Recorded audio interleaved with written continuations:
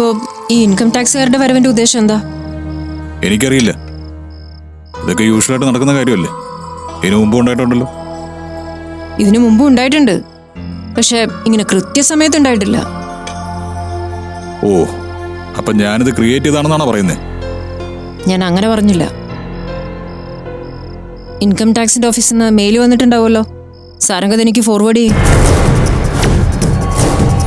അങ്ങനെ ഒരു ഓർഡർ കാണുവാണെങ്കിൽ ഞാൻ പിന്നെ തർക്കിക്കില്ല. തനിക്കും തന്നെ വിശ്വാസമില്ലേ? നമ്മൾ തമ്മിൽ എന്ത് വിശ്വാസം? എന്നെ എൻ്റെ കുഞ്ഞുങ്ങളെ ഉപേക്ഷിക്കാൻ നടക്കുന്ന ഒരാളെ വീണ്ടും ഞാൻ വിശ്വസിക്കണോ? അതിലും വലിയ മണ്ടത്തരമുണ്ടോ? ഒരു കുടുംബനാഥൻ എന്നുള്ള രീതിയിലോ ഒരു ബിസിനസ്സുകാരൻ എന്നുള്ള രീതിയിലോ എനിക്ക് നിങ്ങളെ തീരെ വിശ്വാസമില്ല. എന്നാലും സാരിങ്ങിന് വേണ്ടി ഒരു ഫേവർ ചെയ്യാൻ ഞാൻ തയ്യാറാ. ഇൻകം ടാക്സിന്റെ ആളുകൾ ഇവിടെ വരുമ്പോൾ ഞാനും ഇവിടെ ഉണ്ടാവും, മക്കളും ഉണ്ടാവും. പക്ഷെ എനിക്ക് മെയിൽ കാണണം. ഇതിപ്പോ എവിടെ നിന്ന് കിട്ടി ഇങ്ങനെ ഒരു ബുദ്ധി? ഇതിനു മുമ്പ് ഞാൻ ബുദ്ധി കടം പേടിച്ചിട്ടില്ല. മറ്റുള്ളവരുടെ ബുദ്ധിക്ക് അനുസരിച്ച് പ്രവർത്തിച്ചിട്ടുമില്ല. അത് ചെയ്യുന്നത് സാരംഗ. മതി. സംസാരിക്കാൻ ഒരു അവസരം കാത്തിരിക്കുമായിരുന്നു അല്ലേ? അങ്ങനെ ഒരു മെയിൽ തൽക്കാലം തന്നെ കാണിക്കാൻ സൗകര്യമില്ലെങ്കിലോ? അങ്ങനെയാണെങ്കിലേ കാത്തു കിടക്കാൻ എനിക്ക് ഒത്തിരി ബുദ്ധിമുട്ടുണ്ട്. ഞാൻ നാളെ രാവിലെ പോയിരിക്കും. താൻ കരുതി കൂട്ടി പ്രശ്നങ്ങൾ സൃഷ്ടിക്കുക. ഈ നിൽക്കുന്നവരുടെ മുന്നിൽ ആളാവാൻ വേണ്ടിയിട്ടാണോ താൻ എന്നോട് കയർക്കുന്നത്? ഇവരുടെ മുന്നിലോ? ഇവരുടെ മുന്നിൽ എനിക്ക് എന്ത് തെളിയിക്കാനുള്ളത്? Mythili, I am serious. ഞാൻ പറഞ്ഞ കാര്യം മുടക്കി താൻ ഇവിടുന്ന് പോവുകയാണെങ്കിൽ എന്റെ പ്രതികരണം വളരെ രൂക്ഷമായിരിക്കും. ഒരു ബന്ധവും ഞാൻ മാനിക്കുകയില്ല. എന്ത് ബന്ധം? അതിന് നമ്മൾ തമ്മിൽ എന്ത് ബന്ധം ഉള്ളത്?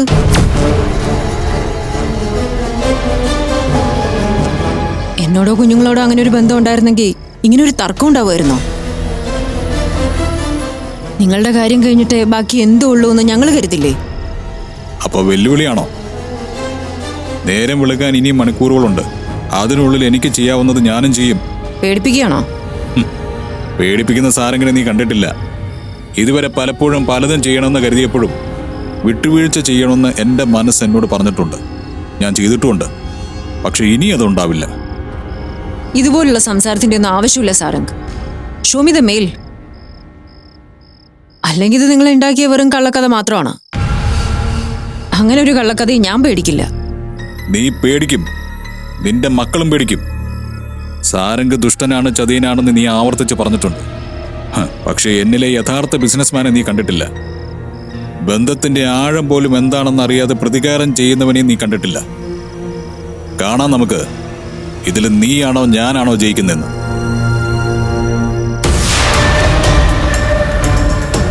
അമ്മേ, പേടിക്കണ്ട, അച്ഛൻ വെറുതെ പറഞ്ഞതാ.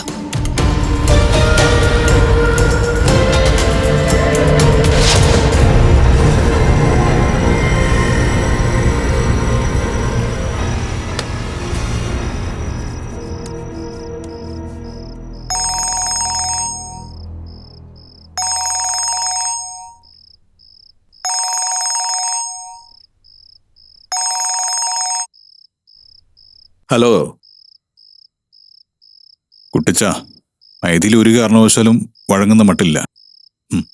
പോയടങ്ങുന്നുള്ള വാശിയില്ല. ഇത് പറയാൻ വേണ്ടി എന്നെ വിളിക്കേണ്ട വല്ല ആവശ്യം ഉണ്ടായിരുന്നോ? ഒരു നിസ്സാര കാര്യം പോലും തടഞ്ഞു നിർത്താൻ നിനക്ക് ആവുന്നില്ലെങ്കിൽ പിന്നെ നിന്റെ ഈ പണം കൊണ്ടും പദവി കൊണ്ടൊക്കെ എന്ത് ഉപകാരമാടാ? ഇൻകം ടാക്സ് ഓഫീസർമാരുടെ വിസിറ്റ് ഉണ്ടെന്ന് ഞാൻ പറഞ്ഞു. പക്ഷേ അതിന്റെ മെയിൽ കാണിക്കണമെന്ന് മൈഥിലി ആവശ്യപ്പെട്ടു. അതിനെന്ത് ചെയ്യാൻ പറ്റും? എടാ, ഒരു കള്ളം പറയുമ്പോ അതിനുള്ള വഴികൾ കൂടി അടയ്ക്കേണ്ടതായിരുന്നില്ലേ? ഇതൊക്കെ ഞാൻ പറഞ്ഞ മനസ്സിലാക്കി തരണോ സാരംഗെ? ഞാൻ ഒന്നുകൂടി സംസാരിച്ച് നോക്കാം.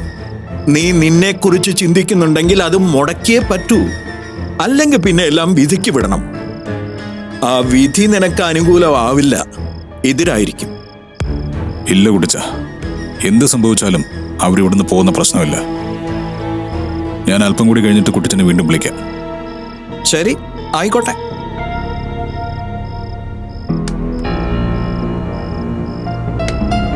അല്ല, മൈഥിലി മക്കളെയും കുട്ടി അച്ഛൻ്റെ അടുത്തേക്ക് പോകുന്നതിന് എന്താ തടസ്സം? നിങ്ങളുടെ വക്രബുദ്ധി എനിക്ക് ചിന്തിച്ചെത്താൻ കഴിയുന്നില്ല. എന്നാലും വെറുതെ ഒന്ന് ചോദിച്ചെന്നേ ഉള്ളൂ. ആ യാത്ര തടയുന്നതില് നിങ്ങളുടെ ലാഭം എന്താണെന്നൊന്ന് അറിയാൻ. എനിക്ക് ലാഭത്തിന്റെ ചില്ലറ കണക്കില്ല ലക്ഷ്മി. ഇത്തരം ചെറിയ ചെറിയ കച്ചവടങ്ങളിൽ നിന്ന് കിട്ടുന്ന ലാഭങ്ങൾ ഒന്നിച്ചു കൂട്ടി അവസാനം അടിയിലൊരു വരയും വരച്ച് കൂട്ടുമ്പോ കിട്ടുന്ന മൊത്തം ലാഭക്കണക്കില്ലേ, അത് മാത്രമാ കുട്ടിച്ചത്. കഷ്ടമുണ്ട്. ആ പെൺകുട്ടിയുടെ മനസ്സൊന്ന് നേരെയായി കിട്ടാൻ വേണ്ടി മൈഥിലി ചെയ്യാത്ത കാര്യങ്ങളില്ല. അതിനും എതിരെ നിൽക്കാന്ന് വെച്ചാ? ലക്ഷ്മി, യാമിമോള് നല്ല കുട്ടിയാ. എനിക്കെതിരഭിപ്രായം ഒന്നുമില്ല. യദുക്കുട്ടൻ നിനക്കെന്ന പോലെ എനിക്കും പ്രിയപ്പെട്ടവനാ, അതിലും തർക്കമൊന്നുമില്ല. പക്ഷെ അവർക്ക് രണ്ടുപേർക്കുമേ പൊതുവായ ഒരു കുറ്റമുണ്ട്. എന്താ അത്? അവർ സാരംഗിന്റെ മക്കളാ, അത്രേ ഉള്ളൂ പ്രശ്നം. നീ ശ്രദ്ധിച്ചിട്ടില്ലേ? എന്റെ മുഖത്തൊരു ശാന്തതയില്ലേ? പക്ഷേ ഉള്ളു നീറുമ്പോഴും മുഖത്ത് കാണുന്ന ഈ ശാന്തത മുതലെടുപ്പ് നടത്തിയാലേ കാണേണ്ടി വരും. കണ്ണില് കനലെരിയുന്നത് തീ പോലെ ആളിക്കത്തി എരിച്ച് ചാമ്പലാക്കിയാലേ പിന്നെ അതടങ്ങും. അതിനൊരു വകഭേദമൊന്നുമില്ല. കൺമുന്നിൽ കാണുന്ന എന്തിനേയും അത് ദഹിപ്പിക്കും, കരിക്കും, കരിച്ച് ചാമ്പലാക്കും. പണ്ടെപ്പോഴോ നിങ്ങൾ പറഞ്ഞത് ഓർമ്മയുണ്ടോ? ഒരു തീർത്ഥാടനത്തിന് പോയാലോ എന്ന്. എനിക്കിപ്പോ ഈ വീൽ ചെയർ ഉരുട്ടി അങ്ങോട്ടും ഇങ്ങോട്ടും ഒക്കെ പോകാമല്ലോ. കുറച്ചുനാള് അങ്ങനൊരു യാത്ര പോയാലോ നമുക്ക്? അത്രയും നാളെ എന്നെ ഇവിടുന്ന് ഒഴിവാക്കി നിർത്തണം എന്നുള്ള ലക്ഷ്മിയുടെ ആഗ്രഹമാണെന്ന് എനിക്ക് നന്നായിട്ട് അറിയാം. പോകാം, നമുക്ക് പോവാം. 1 മാസോ 2 മാസോ 6 മാസോ നീണ്ടു നിൽക്കുന്ന ഒരു തീർത്ഥാടനത്തിന് പോവാം. പക്ഷെ ഇപ്പൊ പറ്റില്ല. ഒറയിൽ നിന്ന് ഊരിയ വാളുകള് രക്തം കൊതിച്ചു നിൽക്കുന്ന സമയത്ത് പലായനം പറഞ്ഞിട്ടില്ല ലക്ഷ്മി. രക്തദാഹമൊക്കെ ഒന്ന് തീരട്ടെ, ശത്രുക്കളൊക്കെ ഒന്ന് ചത്തൊടുങ്ങട്ടെ. അത് കഴിഞ്ഞ് മാത്രം. യുദ്ധം കഴിഞ്ഞിട്ട് ഈ പാണ്ഡവന്മാരൊക്കെ ചെയ്തതുപോലെ കൂടെ ഉണ്ടായിരുന്നവരുടെയും കൊന്നു കളഞ്ഞവന്മാരുടെയൊക്കെ ആത്മാവിന് ബലിയിടാൻ വേണ്ടി നമുക്കൊരു പോക്കങ്ങ് പോവാം. അതിനിപ്പോ തിരിച്ചു വന്നില്ലെങ്കിലും കുഴപ്പമൊന്നുമില്ല. അങ്ങനെ കരുതി അങ്ങ് മുന്നോട്ട് പോവാം. പോരെ? അവസാന ഘട്ടമാണ് ലക്ഷ്മി. ഇനി അധികം ദൂരത്തേക്ക് കളിയില്ല.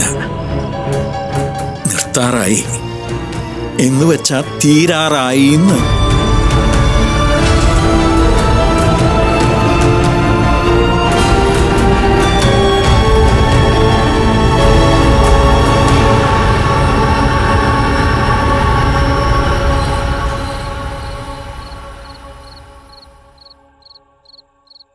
ദാ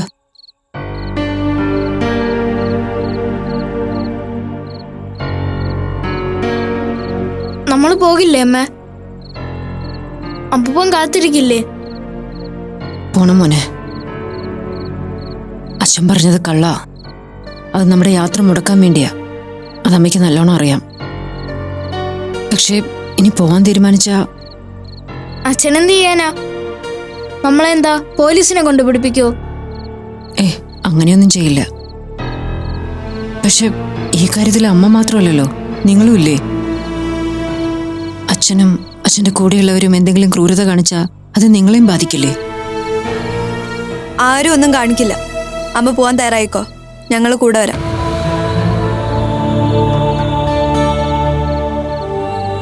മോളെ, നിനക്കതിന്റെ സീരിയസ്നെസ് മനസ്സിലാവാത്തോണ്ടാ. അച്ഛൻ പറഞ്ഞില്ലേ അച്ഛന്റെ ബിസിനസ്സുകാരന്റെ ആരും കാണാത്ത മുഖം നോക്ക്. അമ്മ ഇത് ഒരുപാട് കേട്ടതാ.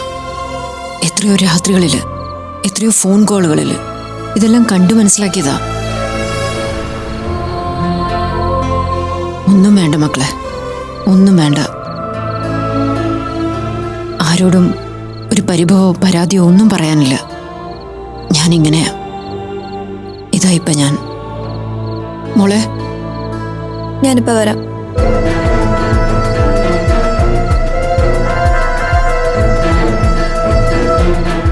ചേച്ചി അങ്ങോട്ട് പോയതാ അമ്മേ?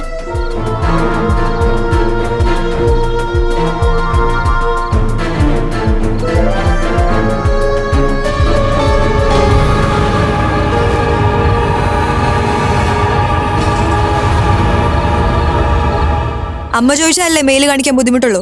എന്നെ കാണിക്കാലോ. അങ്ങനൊരു മെയിൽ വന്നിട്ടുണ്ടോ? ഉണ്ടോന്ന്? യാമി പോ. നിനക്ക് അതിനെ കുറിച്ച് ഒന്നും അറിഞ്ഞുകൂടാ. ഇനി പറയാവുന്ന ചില കാര്യങ്ങളുണ്ട്, അത് പറയണോ? അമ്മ നാളെ രാവിലെ ഞങ്ങളെയും കൊണ്ട് പോവാൻ തീരുമാനിച്ചിട്ടുണ്ടെങ്കിൽ പോയിരിക്കും. അതിനെന്തെങ്കിലും തടസ്സാക്ഷി ഉണ്ടാക്കാൻ ശ്രമിച്ച എനിക്ക് എല്ലാ കാര്യവും എല്ലാവരോടും പറയേണ്ടി വരും. മോളെ പ്ലീസ്. അമ്മയോട് പറയട്ടെ ഞാൻ പൊക്കോളാൻ? തടയില്ലല്ലോ, വ്യക്തമായിട്ട് പറ. ഇല്ല. ഇനി ഏതെങ്കിലും വിധത്തിൽ അമ്മയെ ദ്രോഹിക്കണം എന്ന് തീരുമാനിച്ച ഞാൻ എങ്ങനെയാണ് ഇങ്ങനെയൊക്കെ ആയെന്ന് എനിക്ക് പറയേണ്ടി വരും. കേട്ടല്ലോ?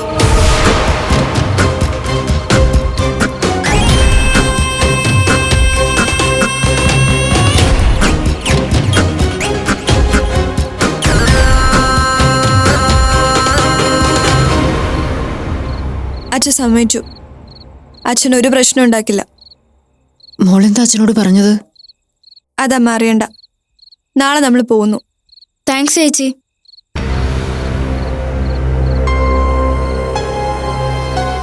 ചേച്ചി അച്ഛനെ ഭീഷണിപ്പെടുത്തിയോ? ഞാൻ ചെന്ന് ചോദിക്കട്ടെ? വേണ്ട. അപ്പൂപ്പന്റെ വീട്ടിലേക്കുള്ള യാത്ര ചേച്ചി ആഗ്രഹിക്കുന്നുണ്ടെങ്കിൽ ചേച്ചി മാറാൻ തുടങ്ങിയെന്ന അതിന്റെ അർത്ഥം.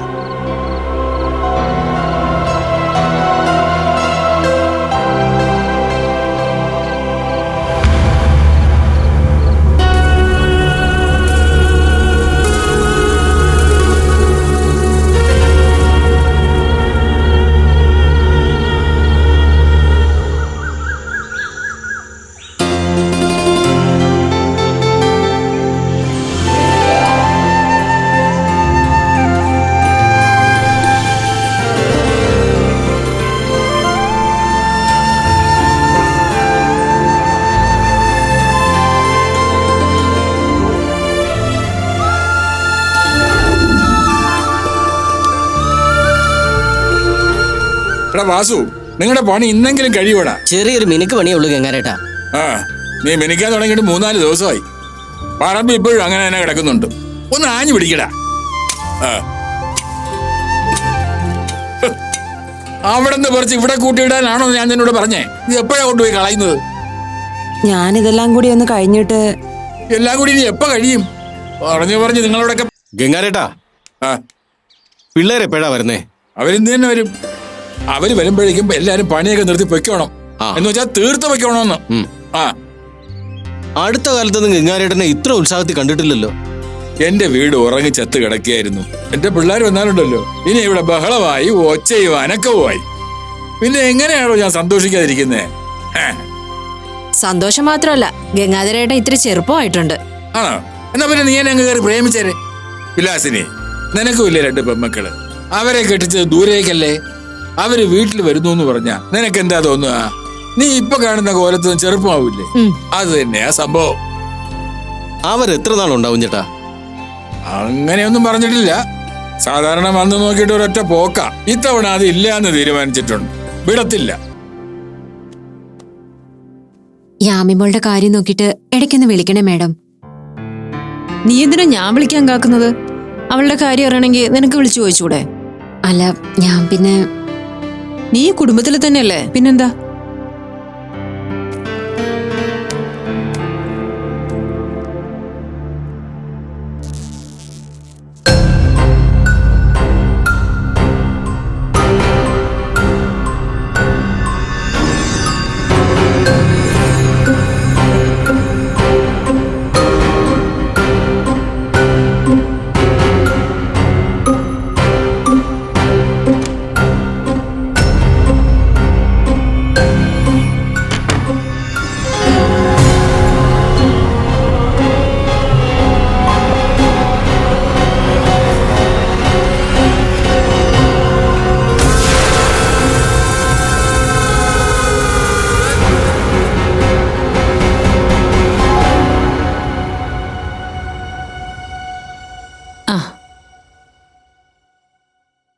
ബാഗ് അങ്ങോട്ട് താ, ഇതിനകത്തേക്ക് വെക്കാം. ഞാൻ കയ്യിൽ വെച്ചോളാം.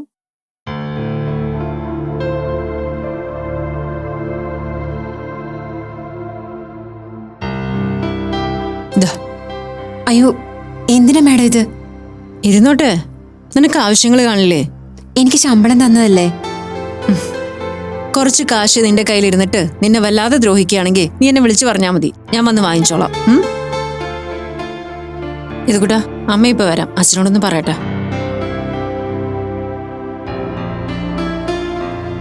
അച്ഛൻ ബേളം ഉണ്ടാക്കോ സുമേച്ചി? എന്തായാലും നിങ്ങൾ ഇറങ്ങാൻ തീരുമാനിച്ചല്ലേ, അപ്പൊ കുഴപ്പമൊന്നുമില്ല. സാരംഗ്, ഞങ്ങൾ കുറച്ച് കഴിയുമ്പോൾ ഇറങ്ങും. സാരംഗ് പുറത്തു പോകുമ്പോൾ വീട് പൂട്ടി താക്കോല് കയ്യിൽ തന്നെ വെച്ചാൽ മതി. ശീലമില്ലാത്തോണ്ട് പറഞ്ഞതാ. പിന്നെ സുമ ഉണ്ടാവില്ല, അവള് വീട്ടിൽ പോവാ. പിന്നെ എന്തെങ്കിലും കാര്യത്തിന് ഗ്യാസ് ഓൺ ചെയ്യുകയാണെങ്കിൽ ഓർമ്മ വെച്ചത് ഓഫ് ചെയ്യണം. ചെടികൾക്ക് വെള്ളമൊഴിക്കാൻ ഞാൻ അപ്പുറത്തെ ചേച്ചിയോട് പറഞ്ഞിട്ടുണ്ട്. 2 ദിവസത്തിലൊരിക്കൽ അവര് വരും. അവരെ സാരംഗ് കാത്തിരിക്കണമെന്നൊന്നുമില്ല, അവര് ചെയ്തിട്ട് പൊക്കോളും. പിന്നെന്താ? പിന്നൊന്നുമില്ല. അതെ, ഞാൻ വന്ന് കൈവീശി യാത്രയാക്കണമെന്ന് നിർബന്ധമാണോ? വേണ്ട. ആത്മാർത്ഥതയില്ലാത്ത ഒരു കാര്യവും തൽക്കാലം ഉൾക്കൊള്ളാനുള്ള മനസ്സെനിക്കില്ല. അതുകൊണ്ട് അത് വേണമെന്നില്ല.